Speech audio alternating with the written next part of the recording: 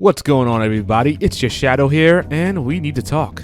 So as you guys already know, it's Game Awards season, and of course we got the nominees out and people are losing their crap over some of the nominees. While I don't have much personal stake in any of the categories this year besides Game of the Year, and what this video is all about, role-playing game of the year. So basically what I'm going to do in this video is basically talk about the nominees for RPG of the year and tell you my thoughts on each one. So let's talk about the Game Awards nominees for Best RPG of the Year. Starting out with Final Fantasy VII Remake, I thought this game was absolutely astounding. I love the graphics, I love the gameplay, I love the music. This is how a remake should be when it comes to a JRPG. Maybe not peak remake status like I would say Resident Evil 2 Remake, but still great nonetheless. The gameplay was great. You still had the materia system in there. The action-based combat was nice, and the fact that I can switch between characters on the fly was great. Time slowed down so I can issue commands,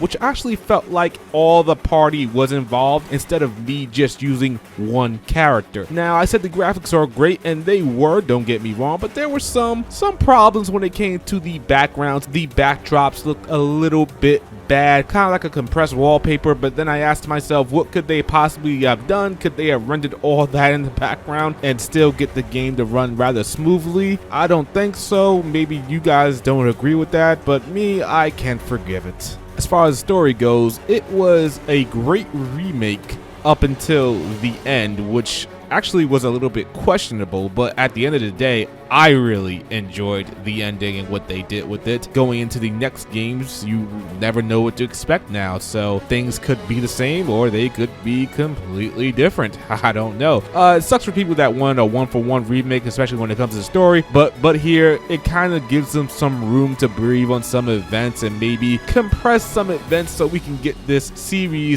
remake series, I guess, into one more game or two more games. I'm kind of maybe guessing on one more game, but hey, a lot of people are saying it's going to be 3 games. Square Enix probably said it's going to be 3 games or multiple games. They never confirmed how many games, but I would think that with the way they structured the ending, they could technically do whatever they want. So we'll see how that goes. I'm looking forward to the next part of Final Fantasy VII Remake. I'm looking forward to it releasing on PC and getting those oh so sweet PC mods. So hopefully next year Final Fantasy VII Remake comes out for multiple platforms pretty early. Great game, definitely Game of the Year quality and definitely RPG of the Year quality as well. Next up, let's take a look at Genshin Impact, or as I like to call it, the curious case of Genshin Impact. I thought Genshin Impact was a good game, but the thing about Genshin Impact is it set both a great example for this kind of game and a terrible example for this type of game. Let's start out with the great. It is a looker. It is an absolute gorgeous looking game. Nice cel shaded look. Runs like a dream on PC. No issues there. The gameplay is sound. Knowing what your party composition is key, as you can switch through characters on the fly, and elemental attacks are very important. You can hit an enemy with electricity and then douse them in water for some extra damage, and there's a lot of room for strategy and growth. It's not just based off your character's level that determines your success in Genshin Impact. You really gotta know how to mix and match your elements.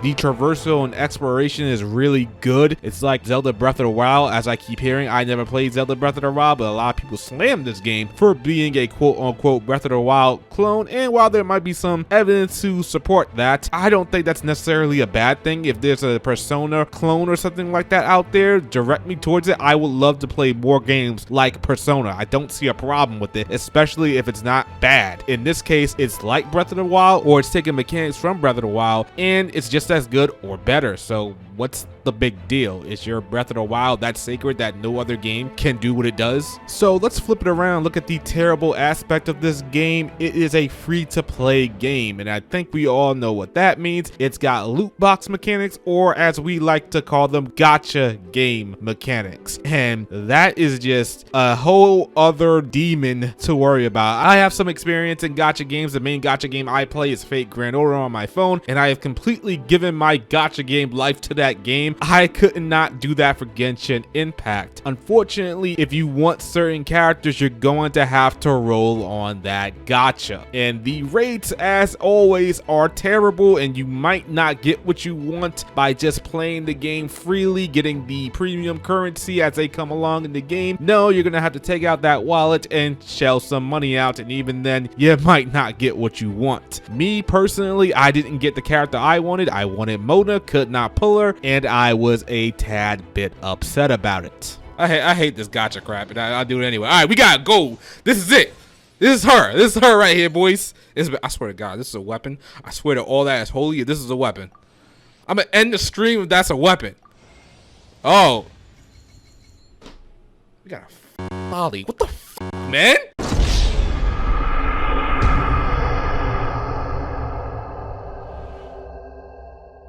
Fortunately enough, from what I've heard, this game is not too terrible when it comes to the characters you can get through gacha, that they are absolutely needed for you to progress through the game.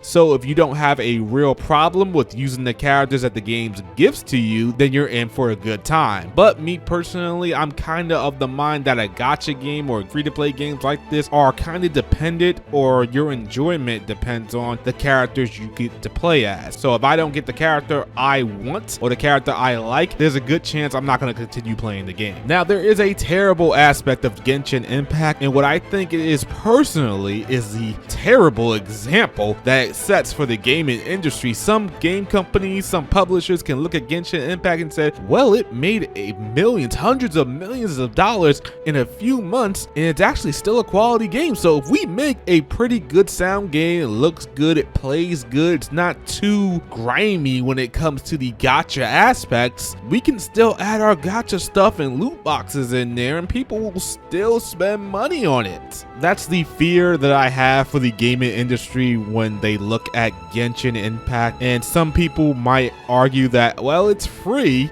so it's not a big deal if they have the loot box gacha element in there. No, that's not good. It doesn't matter. You don't want that bleeding into normal games. You really want to keep it to mobile, let it go there, and that's it. Once you start bleeding into normal games, because there was a kind of disconnect when people were looking at Genshin Impact before its release, thinking that, oh, this is like a console game. But no, it's actually a mobile gacha game. So I hope the gaming industry doesn't look at the game and say, let's do that, and everybody starts doing it. But taking away the gacha aspects and loot box aspects of Genshin Impact, it's still a pretty good game, fortunately or unfortunately. Next up, let's talk about Persona 5 Royal. Okay, you guys know me, and if you don't, I am a huge Persona 5 fan. I'm a huge Persona fan in general, and Persona 5 Royal came out, and it was a really good game, but unfortunately, in my opinion, it was mostly just vanilla Persona 5, and until you got to the end of the game, that's when the quote-unquote royal stuff or the new content came to be. And while I did really enjoy the new content, the new story that came about during the end, I kind of just feel like it was tacked on. I feel like regular Persona 5 that initially came out had a nice little ending on it, it had a nice little bow on it, and Royal comes and kind of adds to it, and it's kind of unnecessary while still good. It's kind of weird for me. It didn't help that new content was kind of just sprinkled throughout the game, and it really wasn't all that prevalent until you got to the end. So while you're playing the game, you're playing at least 90 hours of vanilla Persona 5, and then you finally get to that end game new content. And I'm not gonna lie to you, I kind of skipped through all the dialogue and cutscenes because it was all mostly the same. Now, there are some gameplay improvements. While they are good, they're not that significant for me to really talk about them too much. There are some changes to the boss battles, and they're remixed to make them a little bit more challenging and a little bit more hard. I know the Komura boss battle threw a lot of people off, including me, that I actually had to retry the battle. Oh, and by the way, I played that fight on hard instead of using the loophole or exploit of changing the game to the hardest difficulty, because there's a trick that you can utilize for that. But not me. I played it on hard and I went through the full force of that battle. Just felt like throwing that in there. Other than that, it's mostly the same game. game again up until you get to the end. And ultimately, I kind of feel like it wasn't necessary, as awesome as the end content was. And I really loved the final battle with the new final boss. It had great atmosphere, it had great build-up, it had great music for that final boss theme, but the rest of the game is 80% the same, and I can't condone a game being